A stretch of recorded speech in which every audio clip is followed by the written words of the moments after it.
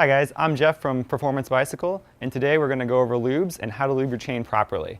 There's a lot of different lubes out there on the markets today, but it really breaks down to just two types, wet and dry. And we're going to go over those types right now with you. So the first type of lube is wet lube. Wet lube, it does exactly what it says. It's a wet lube. It goes on wet. It's a great rust inhibitor.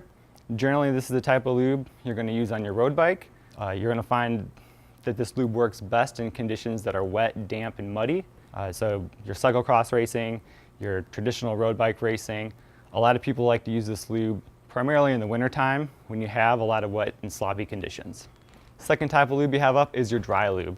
Just as it sounds, it's a dry lube. It goes on wet, but it's an alcohol base, so that alcohol evaporates and leaves behind a waxy base on your chain, which leaves a great protective barrier for grit and all kinds of other grime that you might pick up if you're mountain biking or riding your road bike in dry and dusty conditions. So lubing your chain is really a basic procedure. There's only really 3 points you need to concern yourself with. 1 is the type of lube that you're going to use. 2 is making sure you hit every rivet with that lube. And 3 is getting all of the excess lube off of that chain so you don't muddy up your drivetrain and get things really dirty. It's always good to start back here with your cassette, and you're going to want to make sure you hit all of these little rivets here. Lightly put the lube on and a gentle squeeze. You don't need to overdo it. Once you've applied all the lube to the chain, there's going to be some excess lube and you're going to want to get that off of there. You can use a rag right in front of the cassette. I like to go on the top so as the chain comes through, you're not sucking it up into your derailleur or your drive chain anywhere, and it comes off really easy.